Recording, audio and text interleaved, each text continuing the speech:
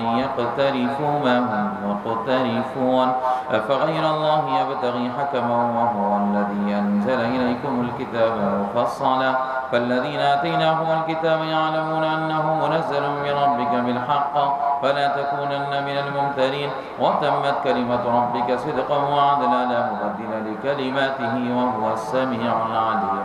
وإن تطع أكثر من في الأرض يضلوك عن سبيل الله إن يتبعون إلا الظن وإن هم إلا يخرصون إن ربك هو أعلم من يضل عن سبيله وهو أعلم بالمهتدين فكلوا مما ذكر اسم الله عليه إن كنتم بآياته مؤمنين وما لكم ألا تأكلوا مما ذكر اسم الله عليه وقد فصل لكم ما حرم عليكم إلا ما اضطررتم إليه وإن كثيرا ليضلون بأهوائهم بغير علم إن ربك هو أعلم بالمعتدين وذروا ظاهر الإثم وباطنه إن الذين يكسبون الإثم سيجزون بما كانوا يقترفون ولا تأكلوا مما لم يذكر اسم الله عليه وإنه لفسق وإن الشياطين ليوحون إلى أوليائهم ليجادلوكم وإن أطعتموهم إنكم لمشركون أومن كان ميتا فأحييناه وجعلنا له نورا يمشي به في الناس كمن مثله في الظلمات ليس بخارج منها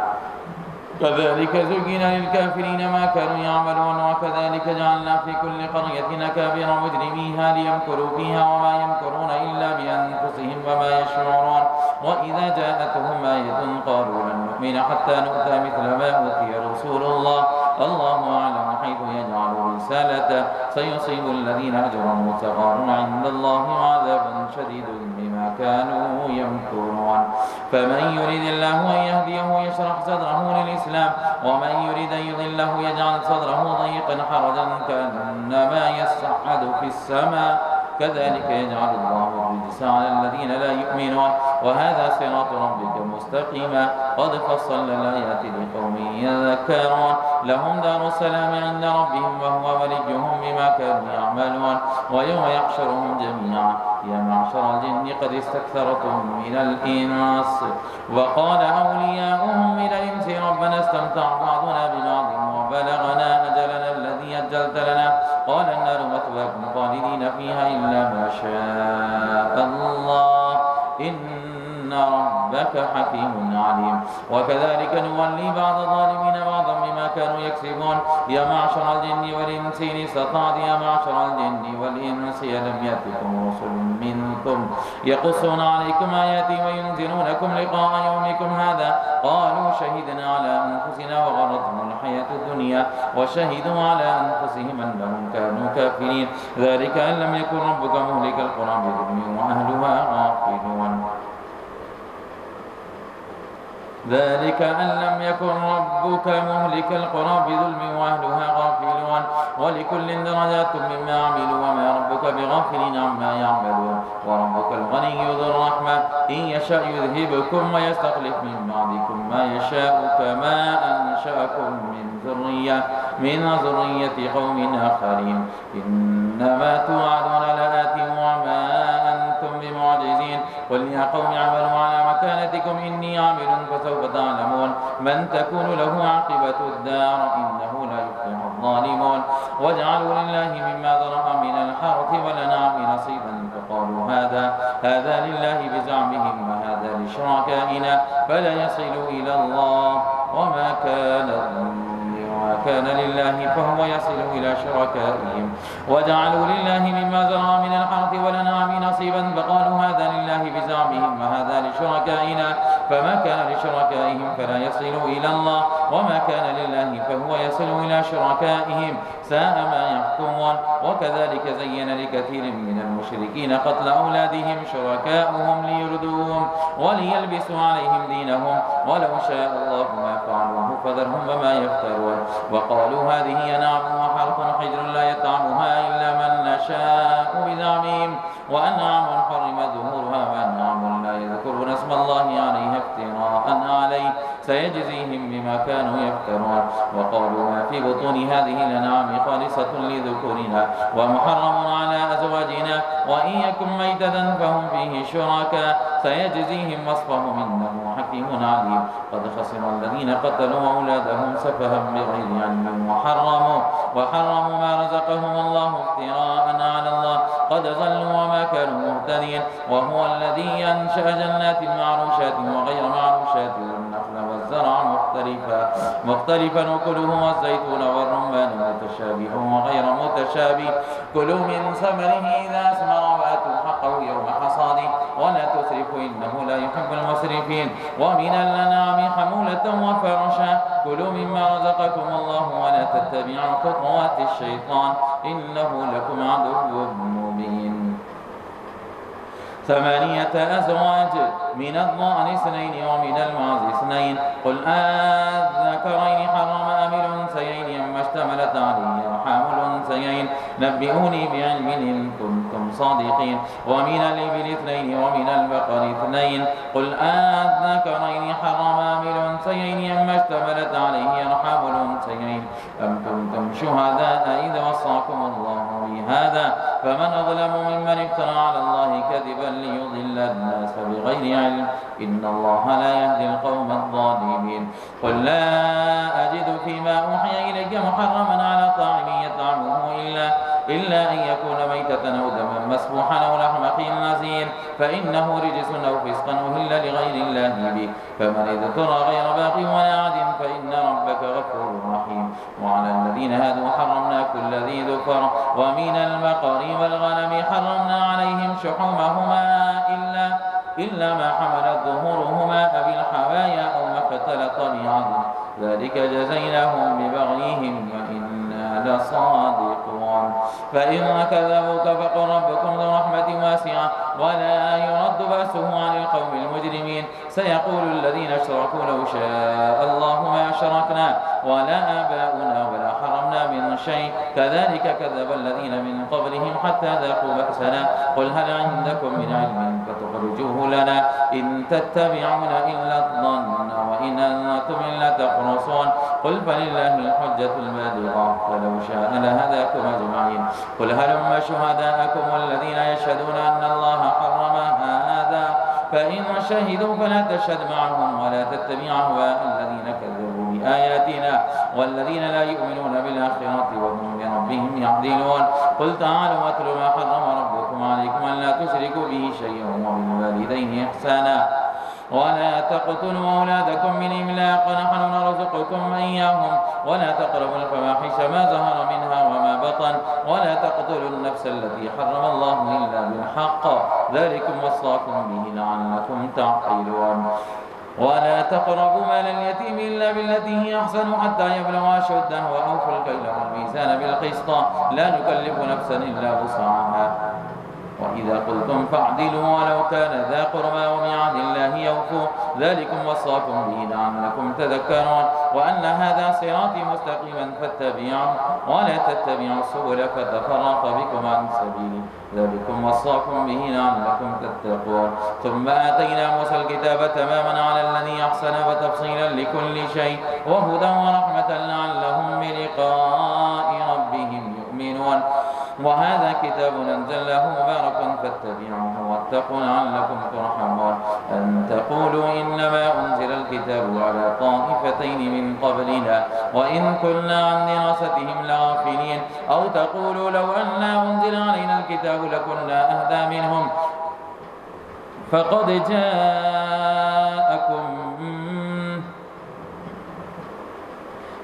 جاءكم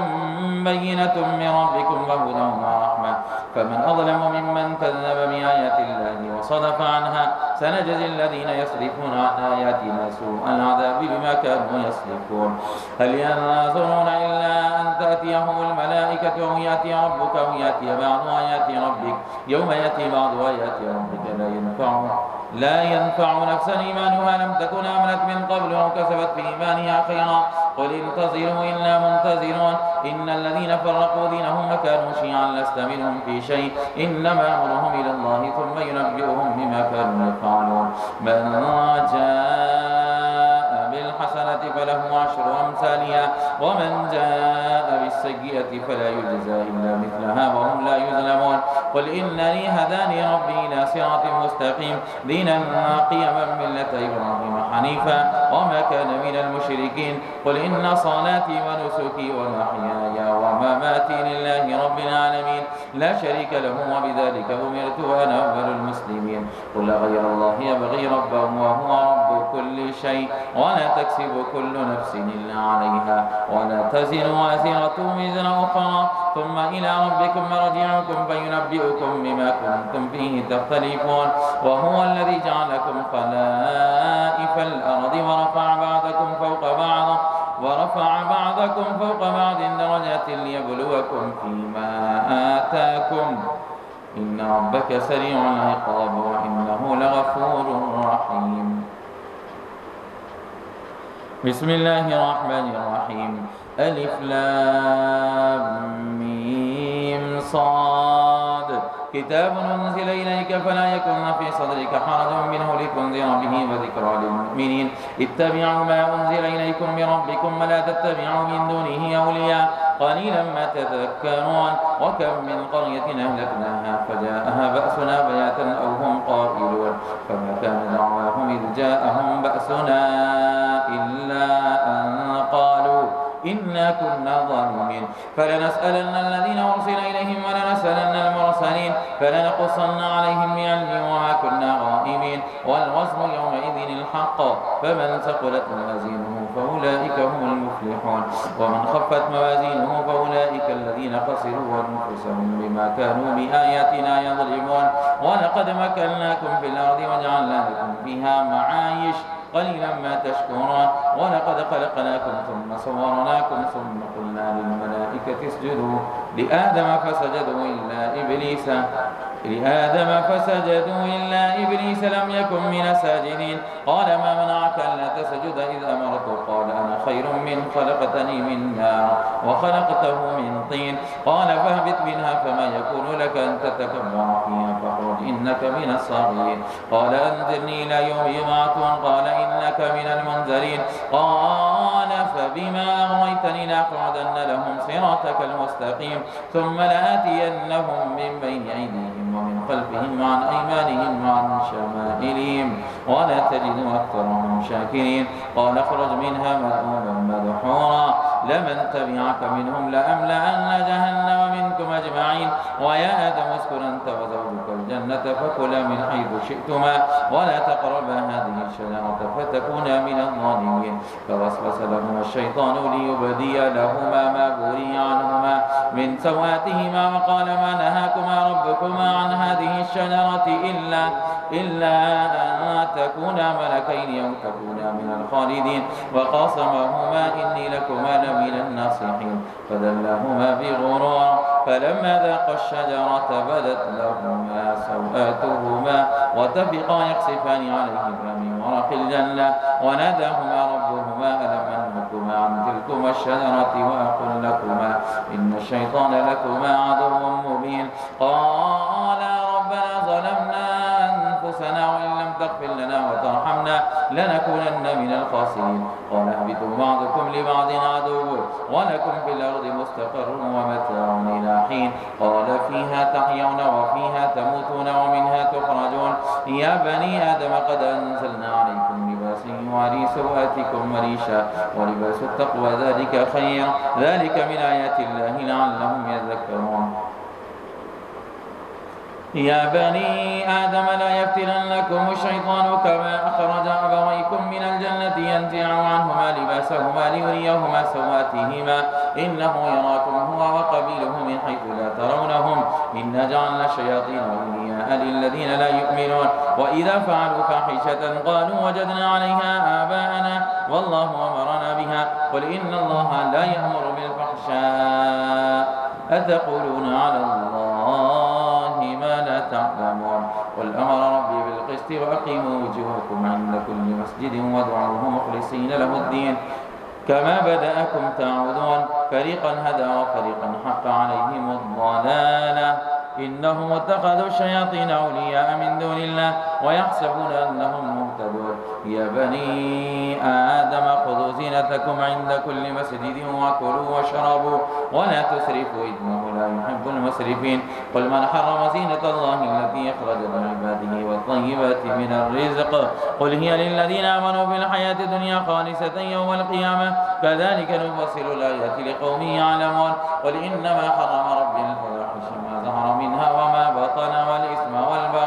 والبغي بغير الحق وأن تشركوا بالله ما لم ينزل به سلطانا وأن تقولوا على الله ما لا تعلمون ولكل أمة أجل فإذا جاء أجلهم لا يستأخرون ساعة ولا يستقدمون يا بني آدم إما يأتينكم رسل منكم يقصون عليكم آياتي فمن اتقى وأصلح فلا خوف عليهم ولا هم يحزنون والذين كذبوا بآياتنا واستكبروا عنها أولئك أصحاب الجنة هم فيها خالدون فمن أظلم ممن افترى على الله كذبا أو كذب بآياته أولئك ينالهم نصيبهم من الكتاب حتى إذا جاءتهم رسلنا يتوفونهم قالوا أين ما كنتم تدعون من دون الله قالوا ضلوا عنا وشهدوا على أنفسهم أنهم كانوا كافرين ذلك أن لم يكن ربك قال ادخلوا في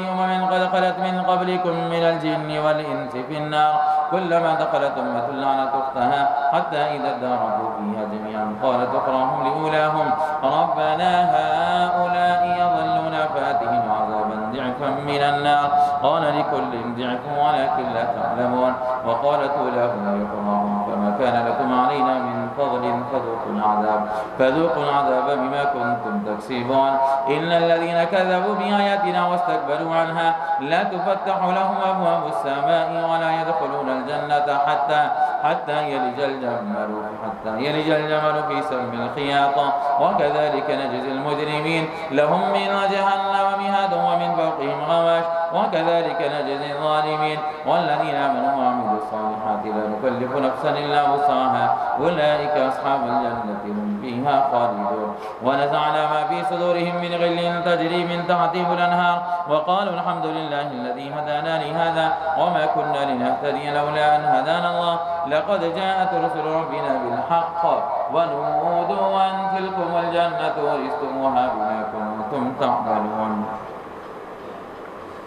ونادى أصحاب الجنة أصحاب النار أن قد وجدنا ما وعدنا ربنا حقا فهل وجدتم ما وعد ربكم حقا قالوا نعم فأذن مؤذن بينهم اللعنة الله على الظالمين الذين يصدون عن سبيل الله ويبغونها عوجا وهم بالآخرة كافرون وبينهما حجاب وعلى الأعراف رجال يعرفون كلا بسيماهم ونادى أصحاب الجنة أن سلام عليكم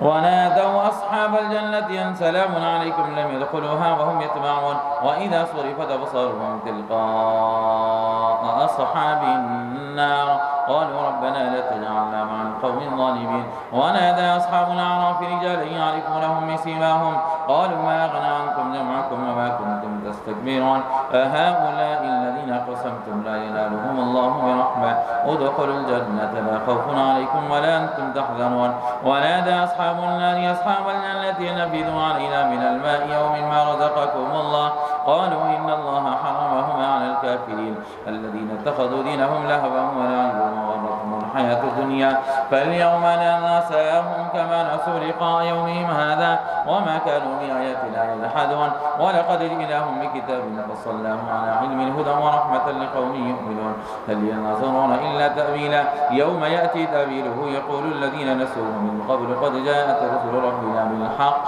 فهل لنا من شفعاء فيشفعوا لنا أو نرد فنعمل غير الذي كنا نعمل قد خسروا أنفسهم وضل عنهم ما كانوا يفترون إن ربكم الله الذي خلق السماوات والأرض في 6 أيام ثم استوى على العرش يغشي الليل النهار يطلبه حثيثا والشمس والقمر والنجوم مسخرات بأمره ألا له الخلق والأمر تبارك الله رب العالمين ادعوا ربكم تضرعا وخفيا إنه لا يحب المعتدين ولا تفسدوا في الأرض بعد إصلاحها وادعوه خوفا وطمعا إن رحمة الله قريب من المحسنين وهو الذي يرسل الرياح بشرا بين يدي رحمته حتى إذا قل سحابا ثقالا سقناه لبلد ميت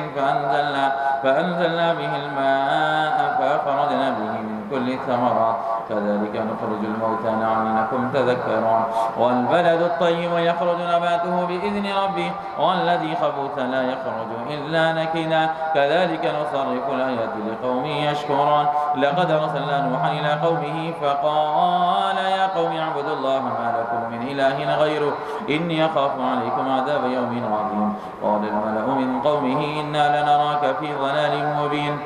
قال يا قوم ليس بي ضلالة ولكني رسول من رب العالمين أبلغكم رسالات ربي وأنصح لكم ما أعلم من الله ما لا تعلمون أما عجبتم أن جاءكم ذكر من ربكم على رجل منكم لينذركم ولتتقوا لعلكم ترحمون فكذبوه فأنجيناه والذين معه في الفلك وأغرقنا الذين كذبوا بآياتنا إنهم كانوا قوما عمين وإلى عاد أخاهم هودا قال يا قوم اعبدوا الله ما لكم من إله غيره أفلا تتقون قال الملأ الذين كفروا من قومه إنا لنراك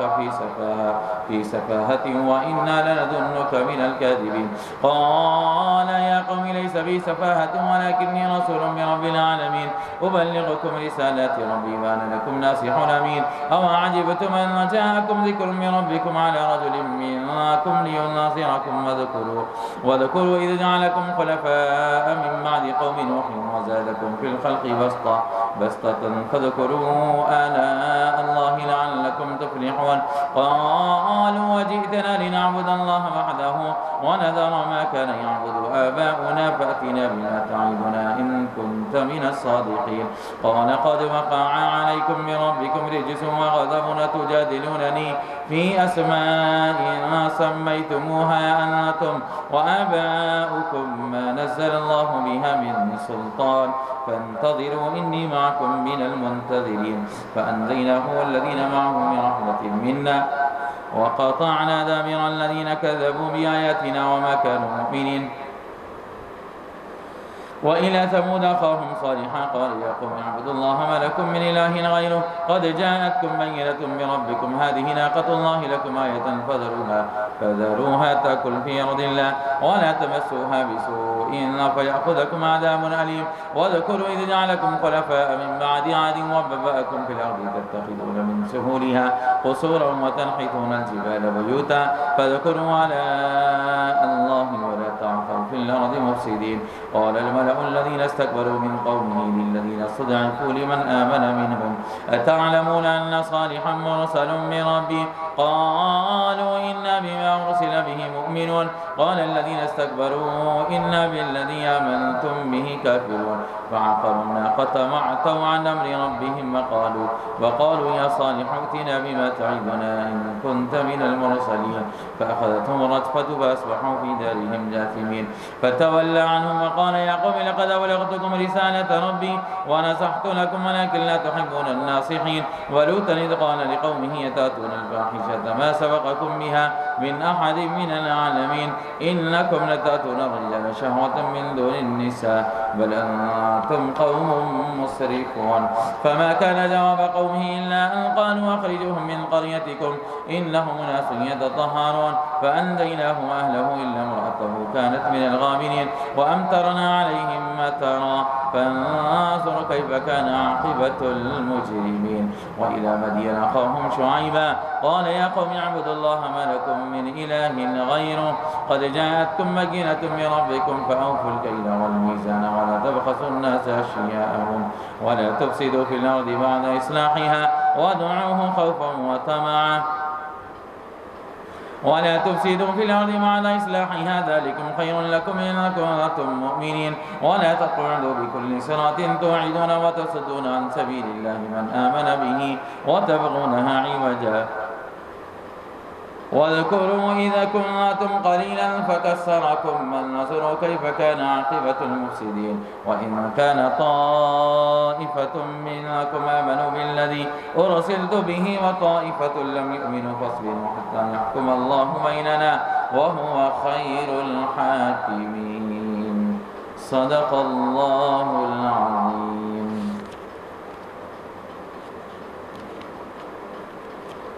الحمد للہ اس وقت 8 مقام مکمل تلاوت کیا گیا ہے. اللہ تبارک و تعالی ہم تمام کے اس پڑھنے کو اور سننے کو اور دوسروں تک پہنچانے کی جو یہ عظیم خدمت اور ذمہ داری ادا کی جا رہی ہے، اللہ پاک اس کو قبول فرمائے۔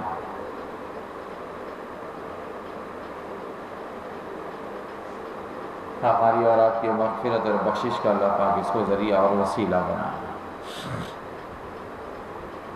8ویں پارے میں سورۃ الانعام آیت نمبر 120 اللہ تبارک و تعالی ارشاد فرماتے ہیں وَذَرُوا ظَاهِرَ الْإِثْمِ وَبَاطِنَهُ، ظاہری اور باطنی دونوں گناہوں کو چھوڑ دو۔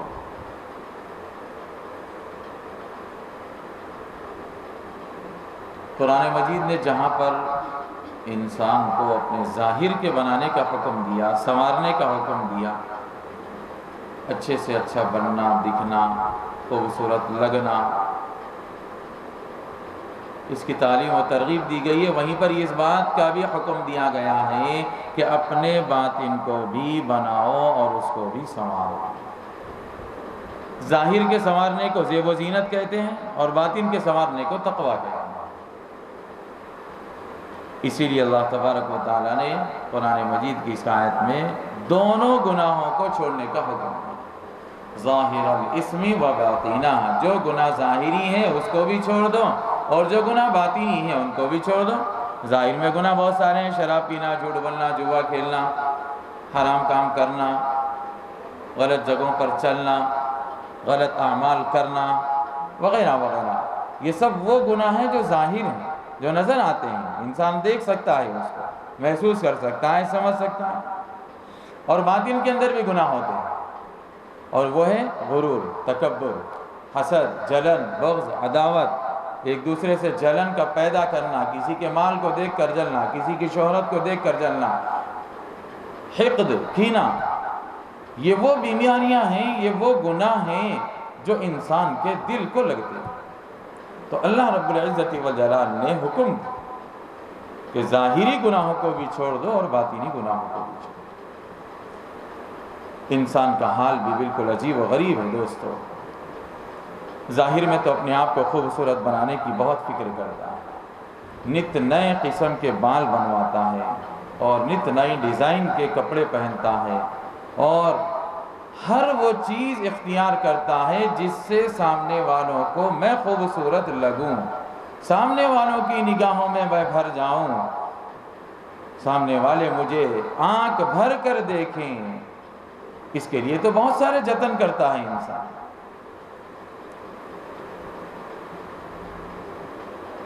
صبح سے لے کر شام تک آئینے کے سامنے کھڑے ہوتا ہے، اپنی آنکھ کو بناتا ہے، کبھی ناک کو بناتا ہے، کبھی بال کو درست کرتا ہے اور کبھی چہرے مہرے کی صفائی کرتا ہے وغیرہ وغیرہ۔ لیکن آج انسانیت اپنے باطن کے گناہوں کو دھونے کے لیے تیار نہیں ہے، اس کی فکر نہیں کر رہی ہے۔ ہماری اور آپ کی زندگیوں کے اندر ایسے ہزاروں گناہ ہیں جو ہمارے باطن کو دیمک کی طرح کھاتے چلے جا رہے ہیں۔ خود پسندی، عجب، اپنے آپ کو اچھا ظاہر کرنا لوگوں کے سامنے، اور لوگوں کی زبان سے اپنی واہ واہ، اپنا چرچا، اپنی شہرت، یہ سب چیزیں سننا، یہ وہ اعمال ہیں جو باطن کے اندر انسان کو کھوکھلا کرتے ہیں۔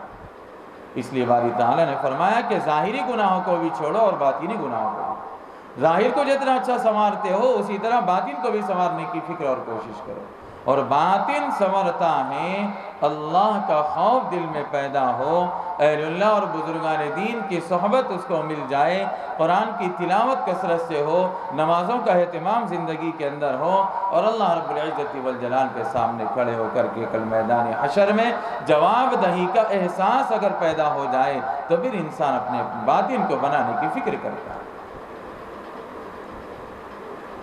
بخار آتا ہے، سر میں درد ہوتا ہے، پھوڑا پھنسی ہو جاتا ہے، ہاتھ پیر میں فریکچر ہو جاتا ہے، ظاہری طور پر کوئی زخم لگ جاتا ہے، فوراً انسان ڈاکٹر سے رجوع ہوتا ہے، لیکن ہمارے باطن میں کتنے زخم لگے ہوئے ہیں ہمیں اس کا آج کوئی پتہ نہیں ہے۔ اس کی نشاندہی اور اس کا علاج کروانے کی ہمیں کوئی فکر ہی آج نہیں ہو۔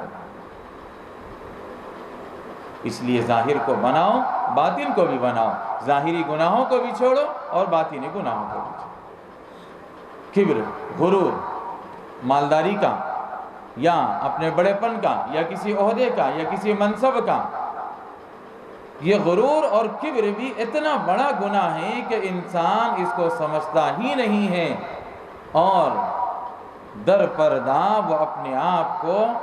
بہت کچھ سمجھ لیتا ہے۔ قرآن مجید کی آگے کی جو آیتیں ہیں، جس کے اندر سورۃ الاعراف کے اندر اللہ تبارک و تعالی نے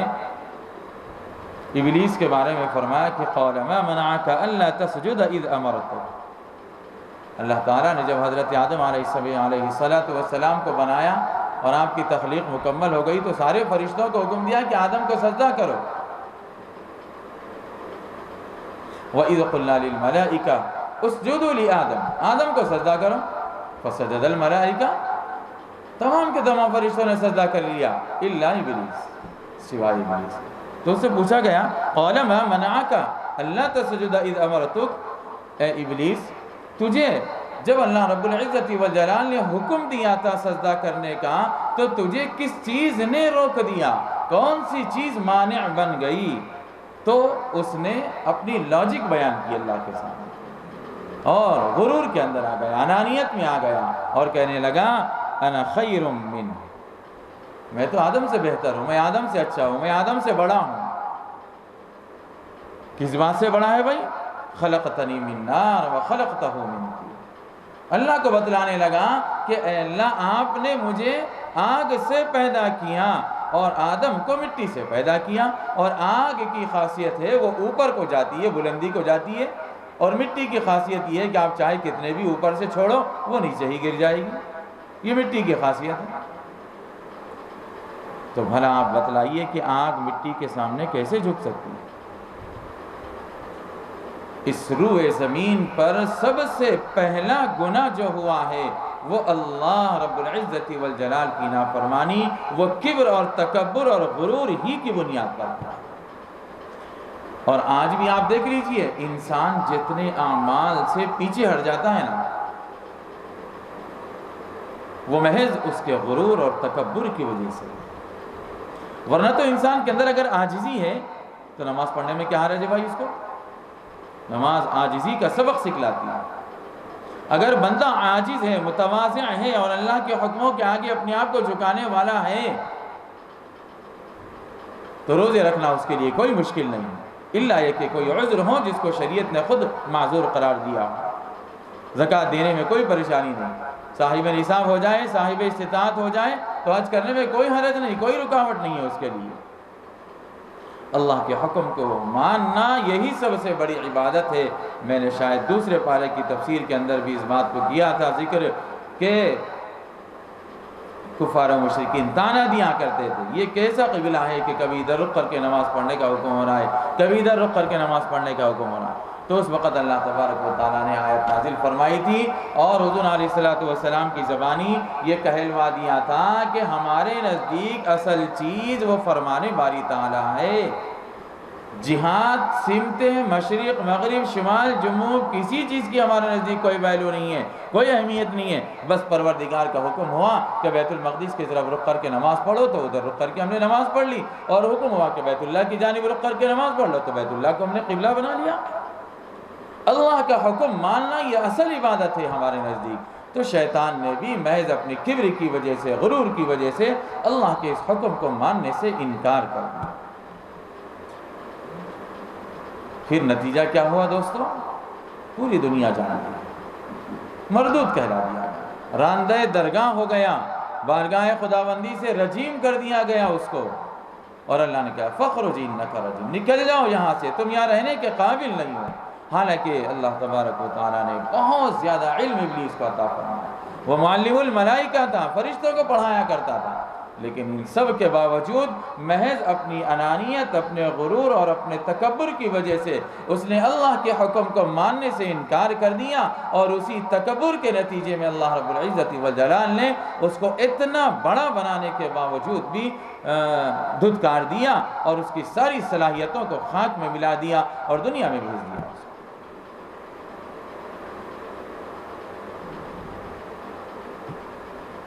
اس لیے بندوں کو بھی یہ حکم دیا جا رہا ہے کہ تکبر یہ ایک باطنی گناہ ہے، باطن کا، دل کا گناہ ہے، یہ ظاہر میں نظر نہیں آتا ہے۔ یہ کسی اللہ والے سے ملنے کے بعد، کسی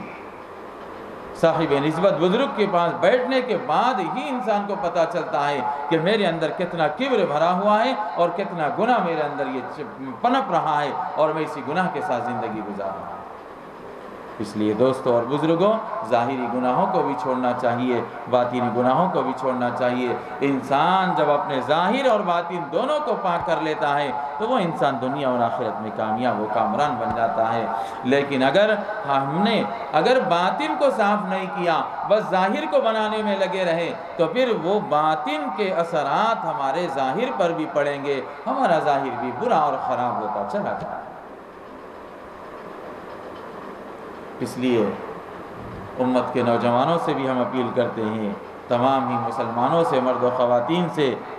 یہ ادباً گزارش کرتے ہیں کہ خدا را قرآن مجید کی ان آیتوں کو سن کر، پڑھ کر اور اس کے معانی اور مطالب کو سمجھ کر اپنی زندگی کو قرآن کے مطابق بنانے کی فکر کریں، ظاہر اور باطن ہر قسم کے گناہوں کو اپنے سے دور کریں۔ اللہ کی اطاعت و فرما برداری ہماری زندگی کا مقصد ہونی چاہیے۔ مقصد زندگی اللہ کی بندگی، مقصد حیات اللہ کی یاد۔